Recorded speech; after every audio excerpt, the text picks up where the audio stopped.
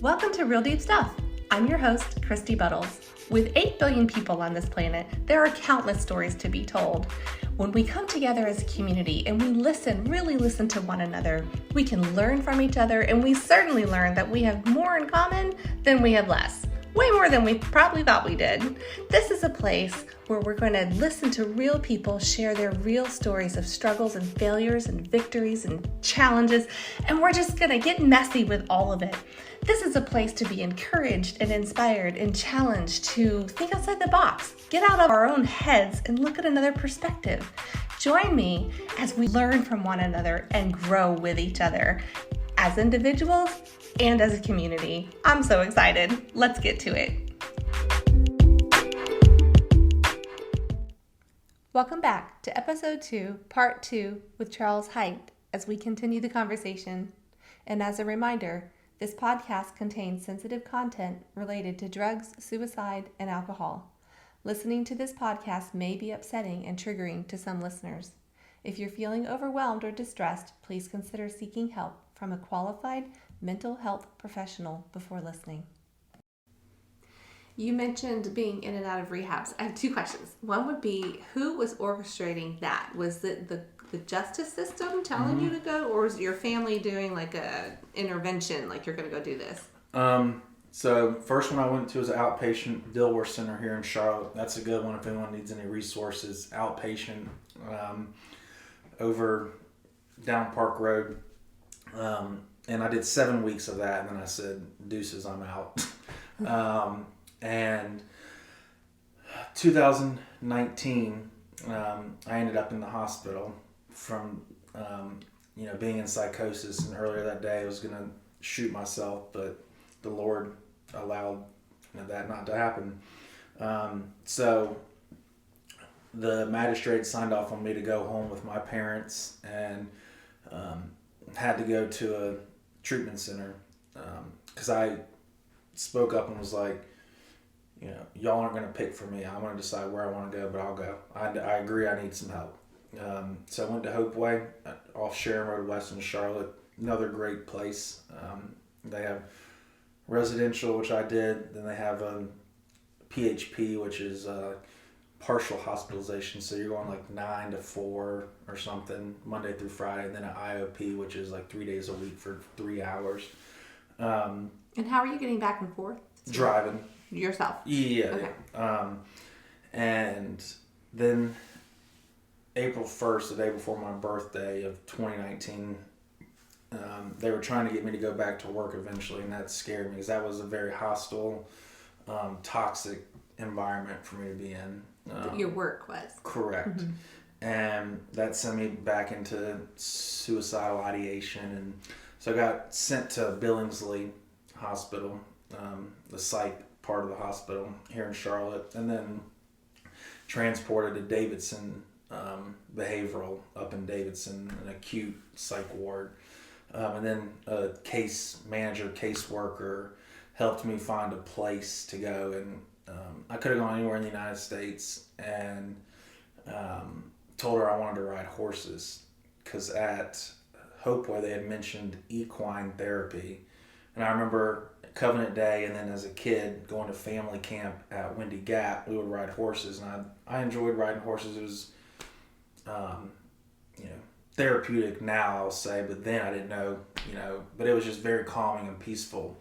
And so I told her I wanted to go ride horses and do equine therapy. So got sent down to Etta, Mississippi, and then moved over a couple weeks later to the PHP program in Oxford. What does that mean? The partial hospitalization. But in this program, you still lived on site. It was residential essentially, but just insurance purposes. PHP. I was going to ask, was it government funded, or were you self-pay? Insurance. Mm-hmm. You still had to pay some, but insurance pay. And then my parents, again, the support, put up a lot of money. Some they were able to get back after battling with insurance. Some they had to pay, so it's not cheap. Is this something Medicaid would cover for those who don't have resources? Yeah, there are there are programs where Medicare and Medicaid would cover, because treatment's not cheap. But there are programs out there that are 100% free. You have to do research, because I've only been to one of them, and it's a program in Chattanooga, Tennessee. I guess part one is in Dunlap, Tennessee, on a farm. Second phase is Chattanooga, and it's through a church, Calvary Chapel. And it's not a treatment rehab. Is this called The Ranch? No, that's okay. Ranch that's where I went in 2021. That was the other question I had, because I know you've spoken so highly of it. Yes. A lot, yeah. Yeah. But go ahead. So Renew it's free. They do have a girls program as well, but majority it's males. But it's free, and it's basically rehabilitation through discipleship. So first 6 months you're living on the farm and working the farm. You're being discipled, Christian discipleship.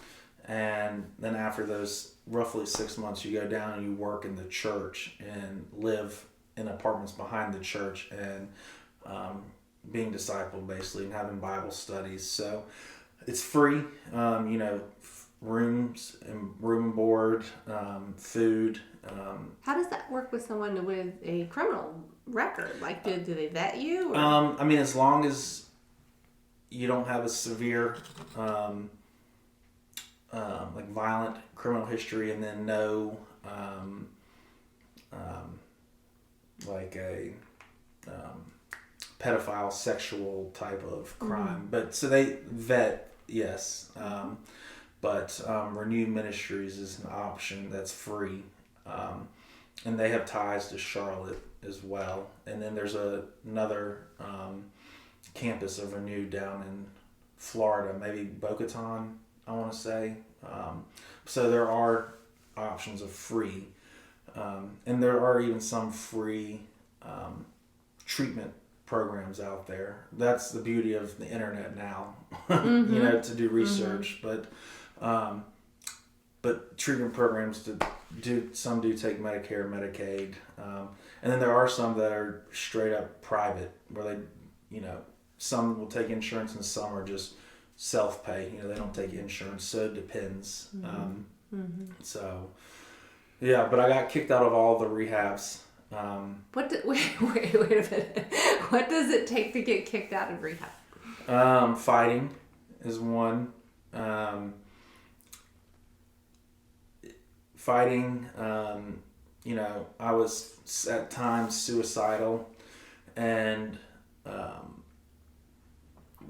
was ready to go to ready to go home to Charlotte to my parents to get back on with life, even though I wasn't really ready. I just hadn't come to grips with I need to work on myself, better myself. I was ready to be done and just get back with my lifestyle, because I didn't see anything wrong with it.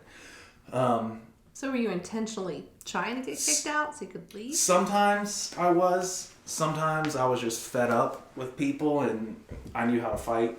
And that was a way. And again, I didn't want to be pushed around, so if people tried me, I wasn't going to let that happen. The place in Chattanooga, Renew Ministries, looking back, kind of funny. I snuck out and went to downtown Chattanooga to see Dave Chappelle. And then they found out about that, weren't happy. And I was like, no, I'm ready to do the program. I'm here, blah, blah, blah. Say what I need to say to stay in. And but they knew that I wasn't ready. Like, I was ready to be home and done with the program. And I think it was a week or so later, went out to dinner. It was known we were going to dinner. It was fine. But one of the guys got hammered drunk, and I didn't tell on him.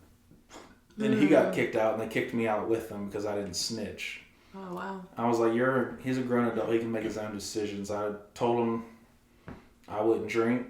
He made the choice to drink. That's on him. I'm not going to tell him I didn't. But so it's both of those kind of in knowing I wasn't wanting to be there. Mm-hmm. But both places in 21, I didn't get kicked out. I completed them. So, congratulations. Yeah, but then an hour after the ranch, the one in Tennessee, I ended up in jail, as I stated and told earlier, on felony charges and facing prison. 1 hour later. An hour or two, yeah. An hour or two later, okay. Well, no flies on you. No. But Honey Lake, the last treatment and first Christian treatment center with therapy, because Renew Ministries is Christian, but it's not a treatment rehab program. Mm-hmm. Honey Lake down in Florida, 45 minutes west of Tallahassee. And I knew all the information. I had been to 7 rehabs by this point, but it was me willing to accept the fact that I needed to change and better my life to be able to have a life to live and to achieve the accomplishments and goals I wanted: a wife, kids, hopefully one day if I'm blessed, a successful career, community member, involved in the church, neighbor. I wasn't going to be able to have any of those if I kept living how I was living, because I had been in prison or dead. But just the relationships I built down at Honey Lake and was able to open up and talk through my pain and trauma and begin to work through a lot of that. And then I've been with my therapist, Dr. Dodd, who's in Charlotte with Level Ground Christian Therapy. Him and his wife have a practice, but I've been seeing him for 5 years, and he's seen me at my worst and starting to see me at my best now. Oh, that's awesome. Yeah. That's awesome. So therapy's huge. Even when I'm having good days, good weeks, still good to go see him and to be able to talk, because I've been through a lot. And I don't want people to have to go through what I've been through to realize, you can enjoy life. And if you're struggling, open up and talk to someone about it. I'm a huge proponent for therapy. Yeah. Huge. With someone that's good and you trust and you've got that. Correct. And to have that good community outside of therapy where you can open up and share and not feel judged and know that you're in a safe place. Because just holding it in makes it worse, as it did for me, and cost me my life almost. Speaking of costing your life, can I ask you a question? And you don't have to answer this. But, I'm an open book now, so. With the prior arrest, how did you obtain at least one gun that you said you wanted to kill yourself with? How were you able to get your hands on a gun? Well, I didn't have any felonies. And I love hunting. I still hunt. So if I had felonies, I wouldn't have been able to, but, so yeah, was able that way. And then from hanging out in the streets, was able to obtain guns that way. So. Thank you for being so open about that. Yes. It's a curious question I have. Yeah, no. I'm open to, when I speak at schools and stuff, I tell them, ask whatever, whereas the old me would have been very reluctant to answer questions. Was, reclusive. The life support moment of Salon 9. Yep. That seemed to be just a real come to Jesus moment for you. Yeah. How long did it take to literally get the intubation out and kind of start physical and mental? How long before you started seeing there's a future ahead? Mentally, when I woke up and found out, heard from my dad, and I knew I was gonna have a future. Didn't know what that was gonna look like, but I knew God didn't call me home, because I've always had that relationship with God and had my faith and trusted in Him. But at times I tried to do it by myself.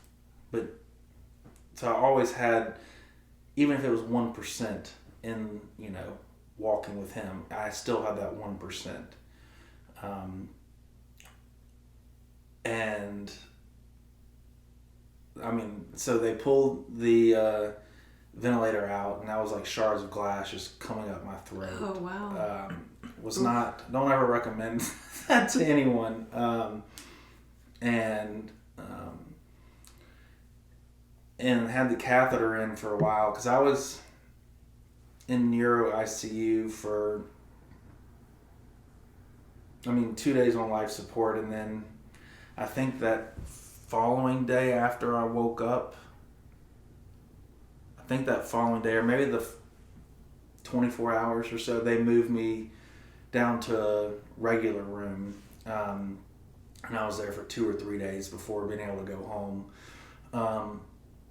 But another very humble thing, and my mom took pictures of me on life support, not to be like, look at the, whatever, but it was because I had been through so much and downplayed a lot of wake-up calls that people would have looked at and been like, that should have been a wake-up call, buddy. And for me, it was luck or I'm invincible.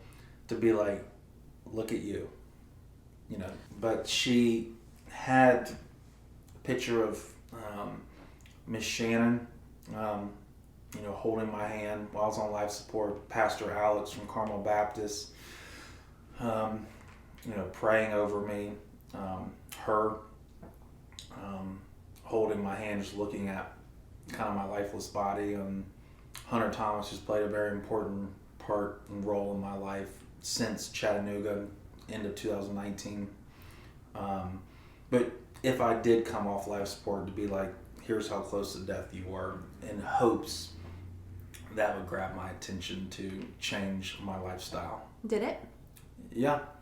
How does it feel to look back at those pictures? You can't do it by yourself. And I tried to. It's very eye-opening, scary, because as I've shared the schools I've talked to, grew up in a loving Christian home, went to private Christian school. That didn't matter. It doesn't matter what race you are, what zip code you live in, how much or how little you have in your bank account, what public agenda you have, what career title you have. I've seen and talked to people that have multi-million dollars to people that have nothing, and those in between, and it's affected everybody. It doesn't matter who you are. But one thing in the hospital that really, waking up off life support, seeing how loved I was, having that ventilator pulled off my throat, feeling like shards of glass, kind of just that pit emptiness in my stomach, like, has this really happened to me? To having to go to the bathroom, and I have a catheter in, and two attractive nurses come in around my age, probably. I'm 31. At this point, I was 30. It happened 24 days after my 30th birthday. Got out of jail a day, I think, prior to my 30th birthday. I had spent my 28th birthday locked up. This was the lifestyle I was used to, and it's sad that you become accustomed to that, because that's not a normal way to live. But these two attractive nurses come in, and I'm like, I have to go to the bathroom, and they walk in with a pan, and I'm like, oh, I don't have to go anymore. And sure. And they're like, it's part of our job. I'm like, no, that's fine. Like, they're like, you're gonna be here for a while, like, we're doing this. And yeah. My sister was in the room, and she stepped out, and these two nurses, I went to the bathroom, and they cleaned me up, and that was, to me, I've never shared this out, but it's very humbling to not even be able to do a simple task like that because of choices I made. that was very humbling and eye-opening. That's a low. I gotta get my shit together, basically. That was a moment for. Yeah. Yeah. Sure. That was. Wow. That was. I mean, waking up off life support was the rock bottom, but them cleaning me was another very low moment. Like, I'm 30 years old. Yeah. Yeah. And yeah. So. So what would you say what's a snapshot of normal then and normal now for you? How compare, contrast. Like, I don't know if there was a normal then. Maybe not having a normal was the normal. I think, yep. I mean, I didn't sleep in a bed. I slept on a couch majority of the old norm. Because sleeping in a bed, you're supposed to fall asleep in a bed. I had so much anxiety, stuff that I had never dealt with, to where I couldn't relax to fall asleep. But I could lay on a couch and doze off and fall asleep. So that was normal.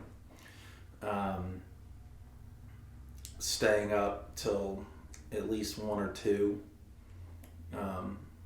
And later on, in 2018-19, staying awake for 2-3 days straight to escape in work.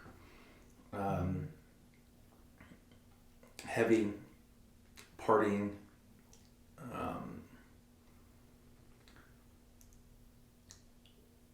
Going out always. If there was a family event, function, definitely showing up late. Maybe not showing up at all.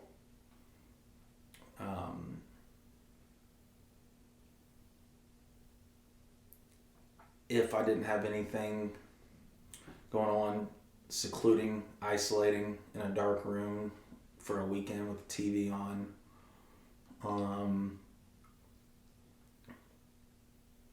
Just depressing thoughts. I was on dating apps to fill the void, find love. So on dates a lot. Hang out with girls, trying to fill a void. Now, and something I didn't mention yet, which was a big part, gambling, and was a huge part of my story. Max out credit cards. When did that start?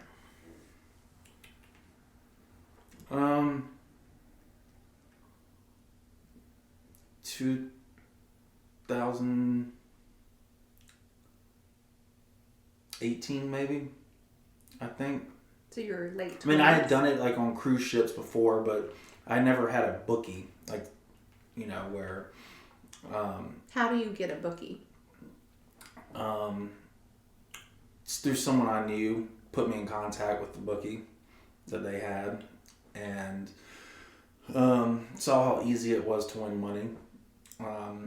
And I was decent at sports betting, but then later on found out that my bookie had a casino part, and I love blackjack, and got very hooked on that. I would fall asleep playing blackjack, wake up in the middle of the night to use the bathroom, and sit down on the toilet, even if I didn't have to use the restroom, to play blackjack. Get back in bed. Like on your phone? Yep. Okay. Mm-hmm. Get back in bed, play blackjack till I fell asleep. Wake up, first thing I would do, play blackjack. At work, playing blackjack. Just. Was it like an online? Were you playing against other people? I was just playing against. Okay. It was online, but it wasn't against anyone else. It was just me and the dealer. Okay. It was a casino, so the bookie had the sports where you could place your bets, but then you could also hit a tab and it would take you into the casino where you could play different casino games. Gotcha. And it was still tied into his book. With real money? So did you have to put like a credit card in or something? You would pay out or get paid each Monday. So you have credits. With a bookie, you have credits. Okay. So you're playing with credit, and that Monday you settle up. And your limit starts out at a low number, and the more credible you become by either paying your tabs on time or being decent, you can get them to up your credit limit. And I was able to get my credit limit pretty high. Were you always able to pay your tabs? I did, but some of that came from having to use credit cards to pay, which then when you do that, you're doing a fee. You get like a cash advance or something? I would, on Venmo, oh, okay. I would pay by using a credit card, but then you pay that 3% fee. Yeah. Even, again, going back to family and support, mine had needed money for bills. And my mom would help me out, and I would use that money to pay debts or to get a fix, even if, depending on. Gambling was a big, and that added a lot more anxiety and depression because I saw how much you can win so quick. But I would lose thousands in less than minutes. And, did it feed the paranoia as well? Not the paranoia, but just like, how am I going to get out of this hole?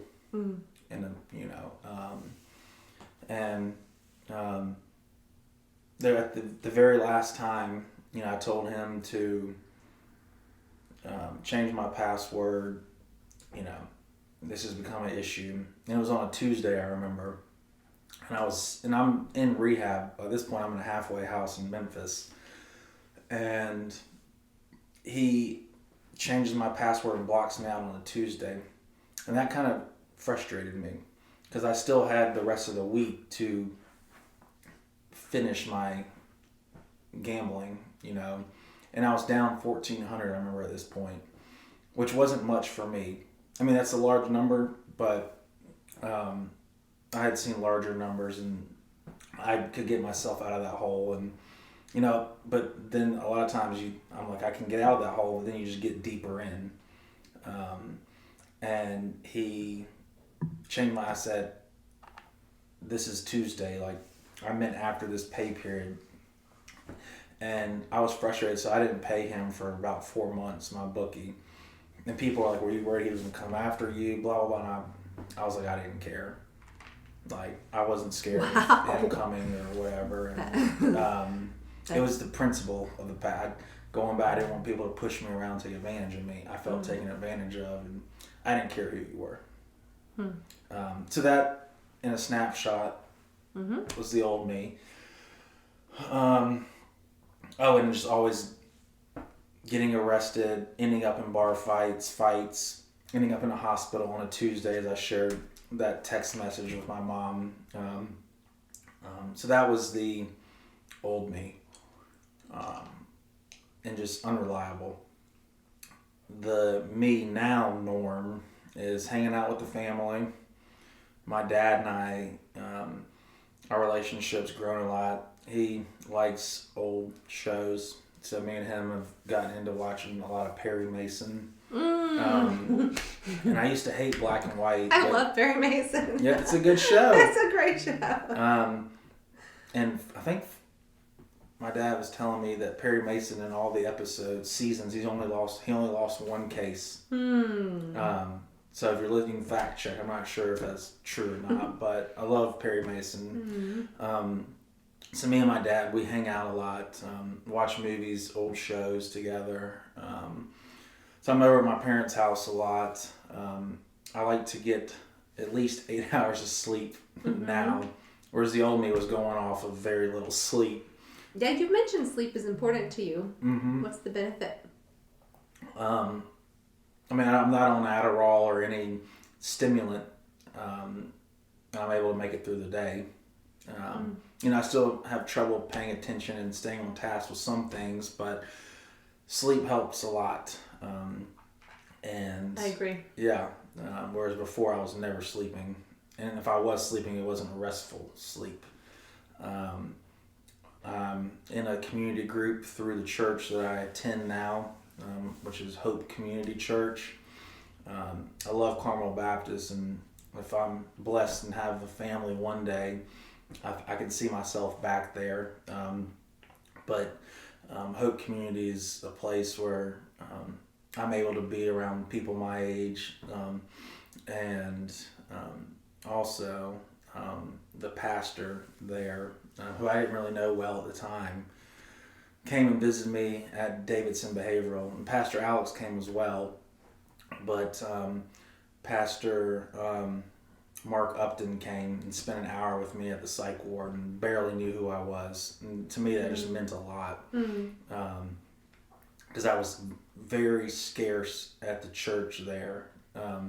Saw him in the gym sometimes, and he worked out early in the mornings, and the only time I would go in the mornings is if I hadn't been to sleep the night before. So I would go in cracked out and work out. Oh, wow. Yeah. So to me that just meant a lot. And just in my singleness, it's a place where I can find community my age, and and some of my good friends are from there that are married, have kids, or in relationships. And there's also those that are single. But I'm in a community group, and we meet on Monday nights, and just dive deeper into the messages that were talked about the day before, I guess Sunday, since we meet on Mondays. Tuesday nights I go to a thing called Barn Brothers. So if any men are listening and want to come, it's Tuesday nights. You can type in Google Barn Brothers and it'll pull up. We meet at Chuck Tyndall's furniture store currently, because there's some issues with the barn. Hopefully we'll be back in there soon, but it's just a place where men can do life together, and discipleship and just community.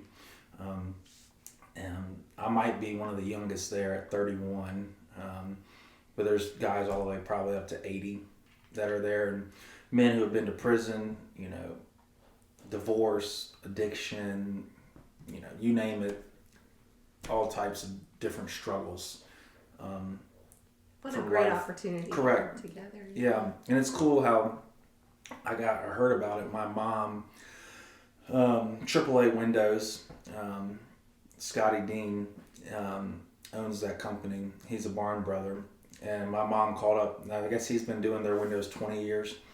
My mom called the shop. He generally doesn't answer. He's out, but answered. And she started just sharing. Well, my son, I think I was probably in jail at this point, and she was telling my story to him, and he was like, well, we have a men's group, meets on Tuesdays, Barn Brothers, and he was telling her about it, and she goes, would you reach out to my son? So when I got out of jail, before ending up on life support, he called me, and we chatted, and I was like, I'll come out, and then ended up on life support, and I think October of that year, I believe, is when I went out there. And I went out a few times, and starting last year, January, February of 22, started making it kind of a habitual Tuesday thing. I don't get out there every Tuesday, but it's rare if I miss 2 in a week or 2 in a row. Just something I've been praying for over the last couple of years since coming off life support was community.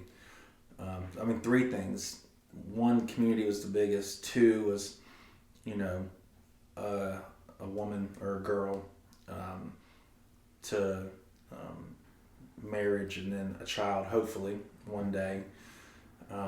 And the 3rd was patience. And I was been told if you pray for patience, better buckle up. Yep. Careful what you wish for. And communities, it's not what I was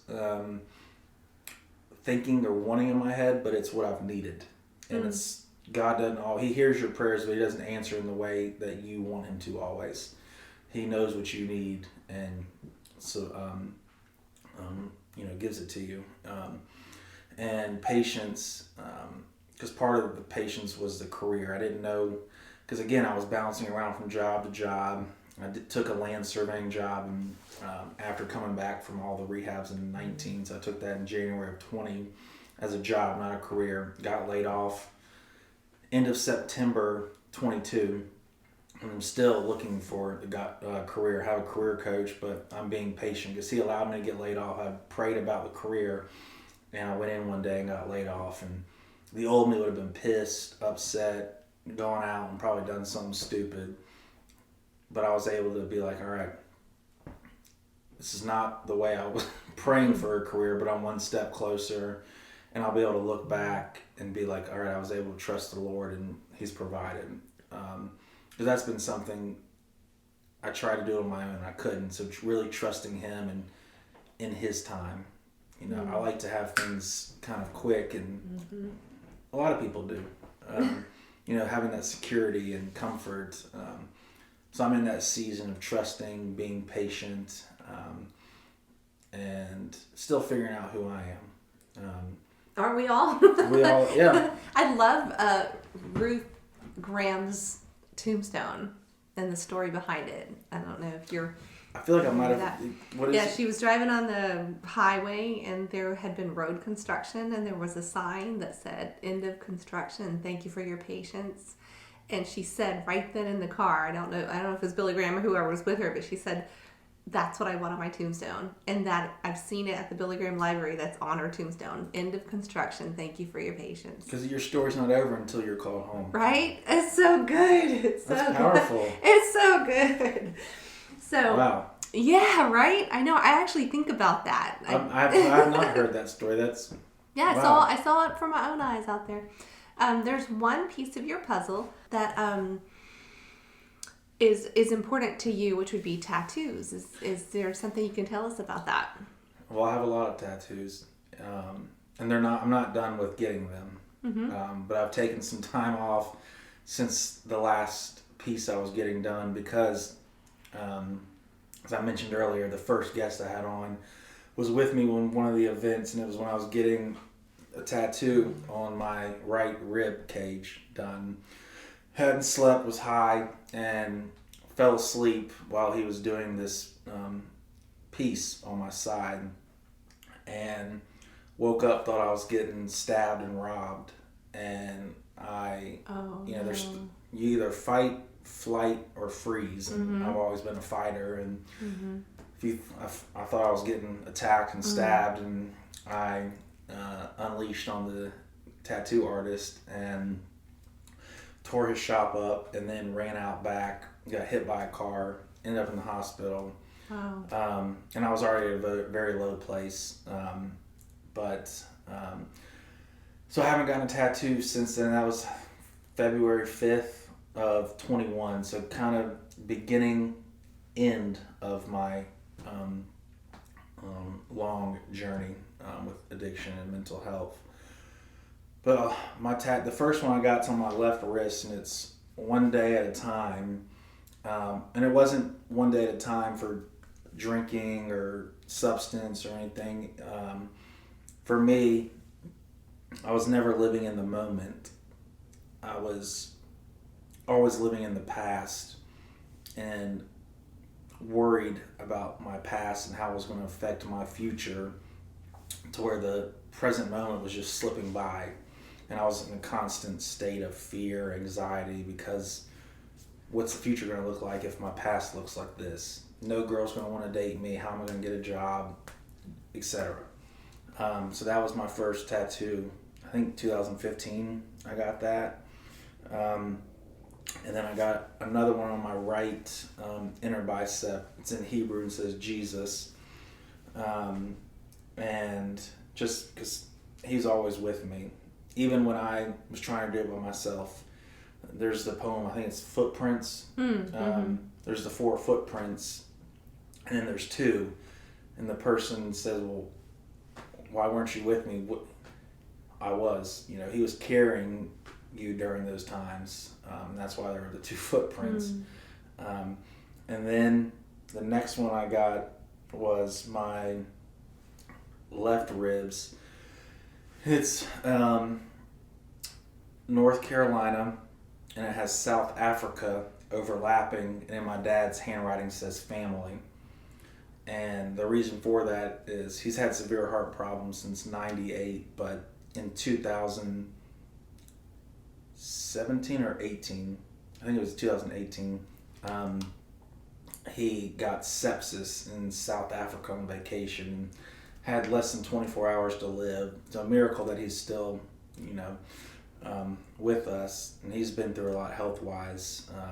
He's a trooper, and being in good health and eating right, especially with all the processed food we have now, goes a long way, just eating right and dieting.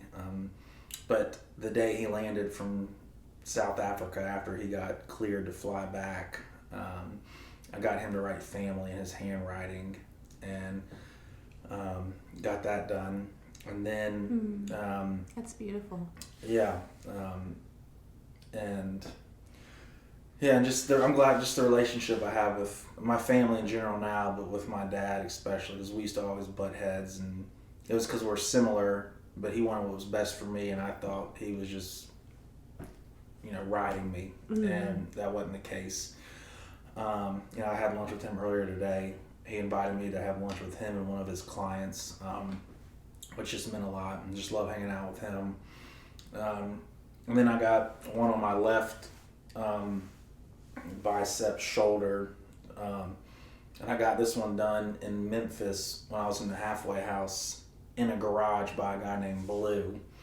Blue, like the color. That I don't know what his real name is, but he went by Blue. Okay. But it's a lion and has a crown, the Lion of Judah, crown for the Queen City kind of, and then I've been to Africa twice on 2 mission trips, and my dad also South Africa. They were over there doing safaris, but I love lions, and then I have one on my chest, left chest, and it's Luke 22:42, and it's, Father, if you are willing, take this cup from me, yet not my will, but yours be done. Because I was always trying to do it by myself, and I failed and couldn't do it. And I got this even before getting arrested, facing prison and life support. This was early February. And of 21, but also I looked at my cup half empty instead of half full, kind of going back to woe is me, but I put myself in those situations, and then the one on my right rib cage, so David Shannon, who passed away 10 years ago, 2012, there was a pin, that would wear, and it was 34, his football number for Myers Park. Well, I never wore it, so I said, I'm gonna get it tattooed on me. So I got it tattooed on me in Oxford when I was in one of the treatment centers, and then I wanted to get more added to it. So, and this is the day I was getting the tattoo and the incident happened there, but it's so it's not finished, but it's a stairway to heaven, and it has doves around it, and it has his name, and October 27, 2012, the day he was that he died. So I remember that day. Yeah, today I'll never forget. And I had Hugh Shannon on the podcast. His dad. Yeah, his dad, to share David's story, and as well as to share their family's story, and just what they do. A lot of families, marriages end in divorce, especially if a child dies. I mean, nowadays a lot of marriages end in divorce anyways, which is sad, but especially if a child dies. But they've used that as just a ministry to share his story. And Hugh goes to the colleges and talks about the dangers of drinking, and he doesn't say don't drink, because kids are going to drink. But be smart when you drink, if you drink. Because you don't want to go and preach and say don't do this, because then they're going to turn their ears off. They're not listening to you. Kind of like when I go and speak, I don't want to preach to them, but get on their level, and I've been where you're at. Here's my journey. And he's able to share David's story and, the ripple effects that a decision that was made has had. But when, a family loses a child, they're able to go and minister to those parents and be there for them because they've been there. So he came on the podcast, which is, it was a hard one, but it was a good one. And just a lot of other stories that people listening might know. That you might think someone, no, they've had it, whatever, but allowing them to share their journey, struggles, and story, because everyone's got one. Well, I definitely can tell with your choice of tattoos that you lean into the redemptive side of your story. Yep. So definitely want to get them finished, and I have thoughts of joining ones to create one big kind of thing. Yeah. But I've taken time off since that tattoo shop incident, and but eventually I want to get back in there and have some more ink therapy. Ink therapy, I love that. Yeah. That's pretty cool. Yeah, but I love it. I'm able to paint a picture. And I know a lot of people don't believe in tattoos, and I used to not, but it's a way I can share my story, and I would never get one that is meaningless to me. Yeah. I think most people are pretty attached. Yeah, they're all meaningful to me, and are a part of my story. Yeah. So with that story, as we start to wrap up, what would you list, like the bullet points, the takeaways of the things, people, events, that turned your, not just your life around, but like your heart and your mind and your choices and all the intangibles? What would you say is like just that list that were impactful to you? Maybe was it family? Was it your faith? Was that kind of thing? Family for sure.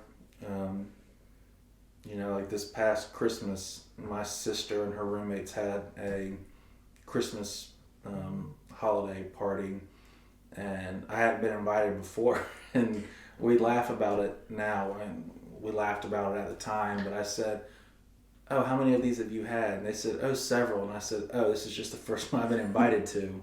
But that goes to show you, like, she had to set those boundaries that I talked about earlier to protect herself, her name, her friends from me, rightfully so, as I sit here and reflect on my past. That's hard, but she had to do that, and I'm proud that she was able to do that, and it shows how much she does love me, whereas at the time I thought she hated me, but that was not the case. So just being able to be involved and a contributing member to my family, as I like to say now, we're a healthy family, we're not a perfect family, whereas before we were not healthy at all. And my mom is, I would say, I think my sister and dad would agree, she's the centerpiece of the family and held us together when it was tough for us all to be in the same room because of just conflict and my lifestyle choices and them trying to pour into me, and I didn't want to hear it. So just reflecting on all those times where when you see the good in someone but they don't see it in themselves, and wanting that for them, but they're not doing anything to obtain that because they don't see the wrong in what they're doing. That's me. That was me.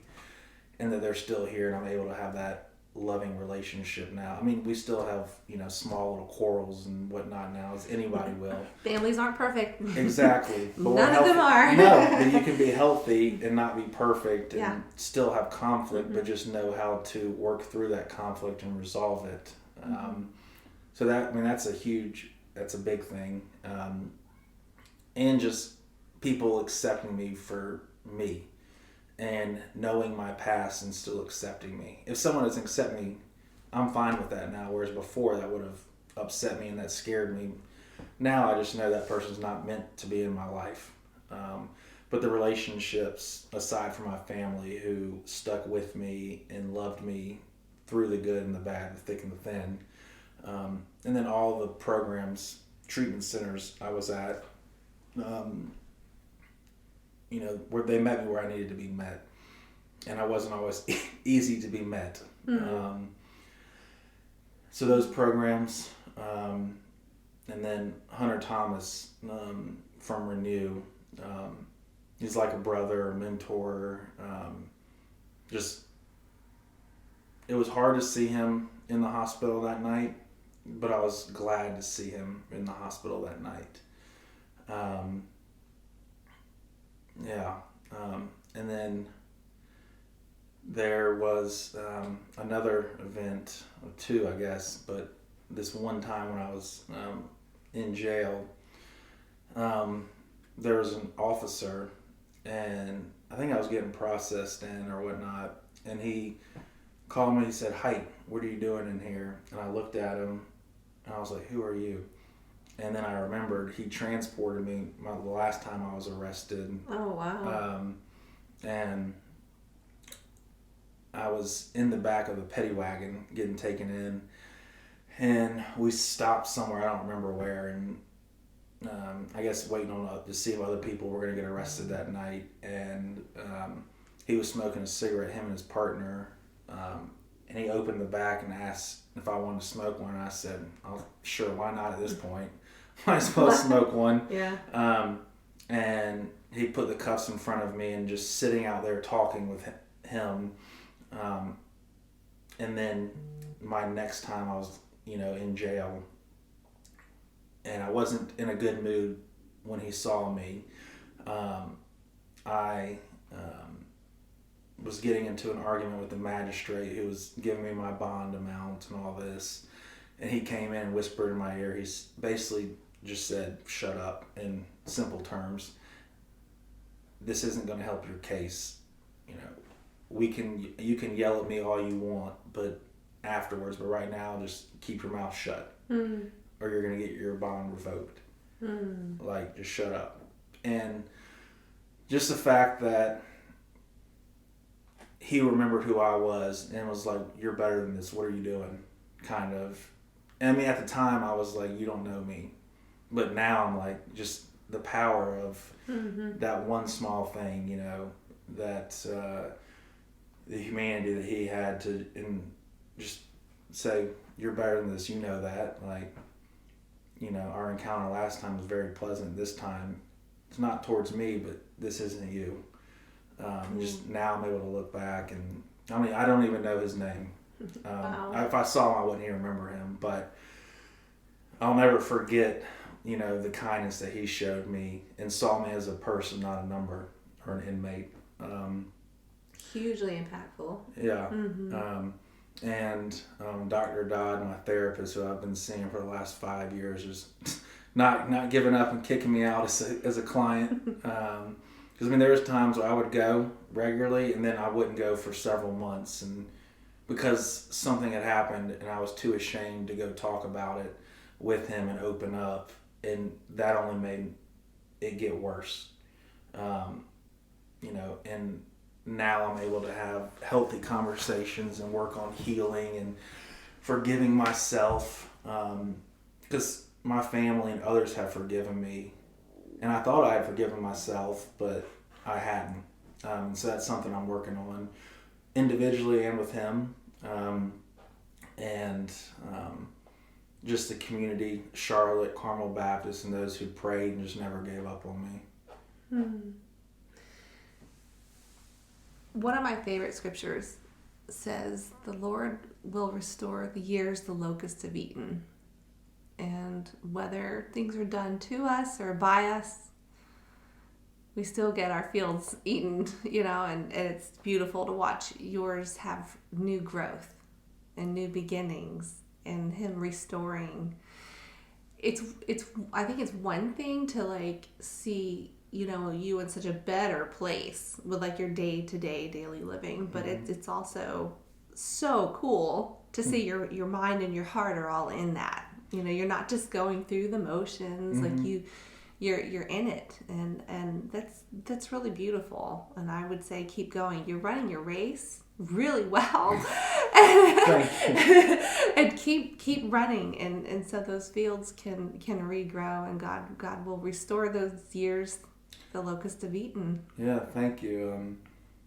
Yeah, a lot of people who, you know, saw me in my darkened days, you know, and it's a compliment when they say over there, like, you're glowing now.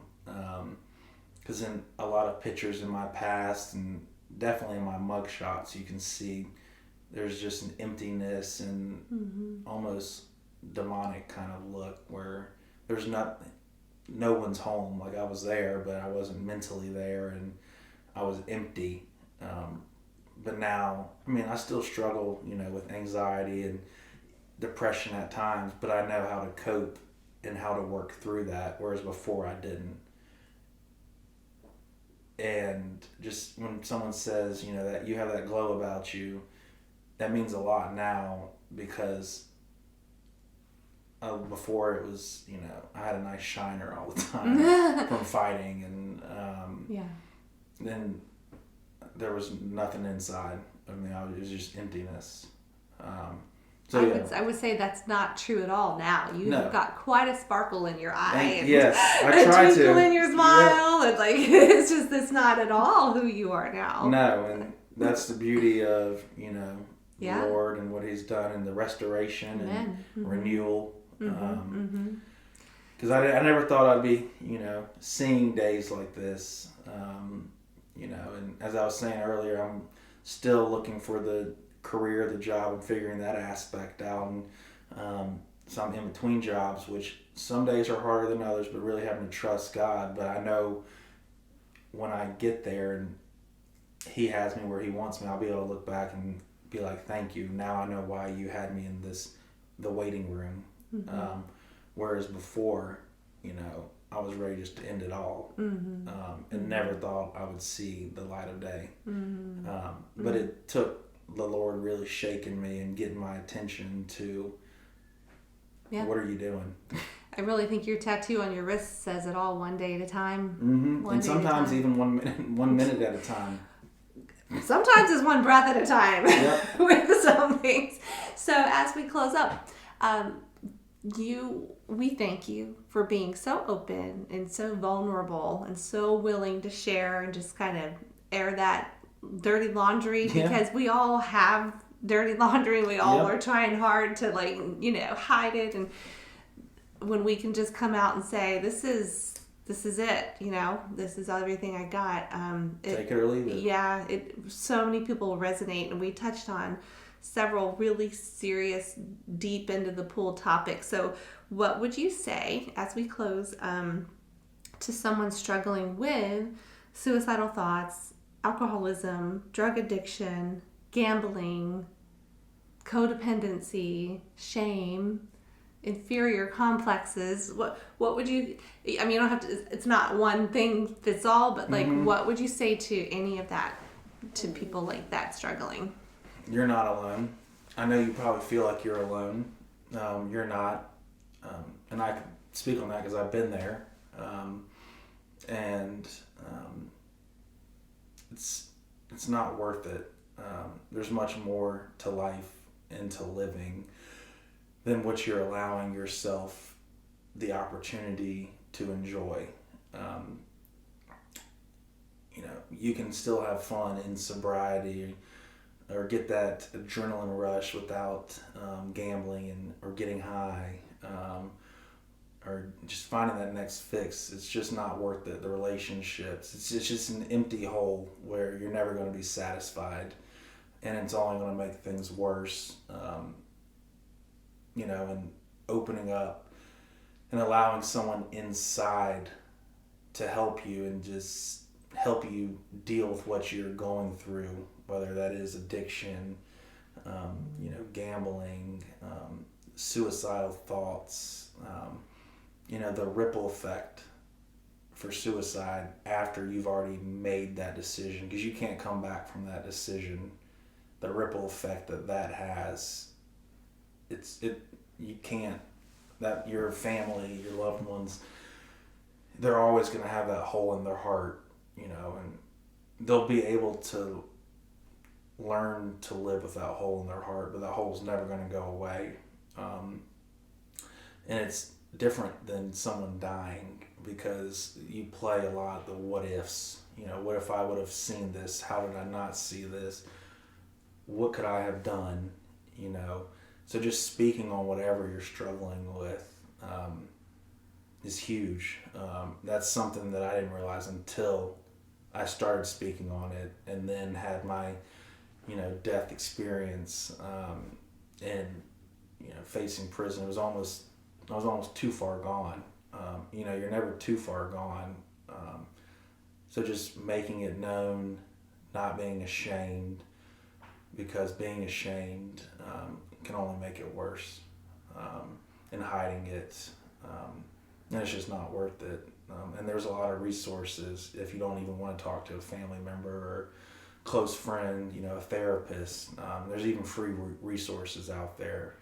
We'll list some of those in the show notes, the National Suicide Hotline and all of that. Yeah. Mm-hmm. So it's just important, because it's tough. I mean, life is life. It's, life wasn't made to be easy. We were, born into sin, and it's called life for a reason, but you're not meant to do it alone. And when you try to do it alone, it becomes very hard and overwhelming. And once you allow someone to help you into your life, then does it become a little easier, more manageable.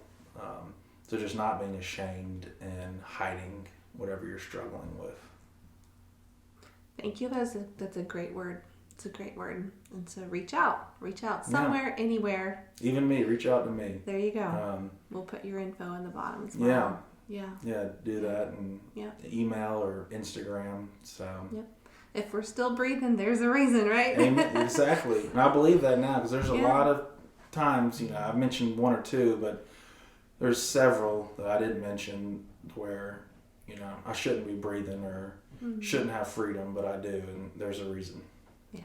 Yep. There's a plan and purpose for everybody. Even if you don't see it or know why or what it will be, the Lord's working, and it's hard to see and believe that at times, but He is. And I'm having to trust Him now with a career and the direction of my life. But as I look back on the last 10 years, I'm able to see there's a reason, and He has a plan, and He's working, and you have to trust Him. Mm-hmm. But you can't do it alone.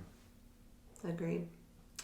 Thank you, Chad, Thank you. much for your time today. What a joy. It's been an honor. It's been hard to hear, but looking at you and just seeing that smile and just seeing all the life that's in you now and all the things that you are doing and you're going to be doing, it's exciting to watch. Thank you. Yeah. Come back anytime. Yes. We'd love to have you. It's an honor. Thank you.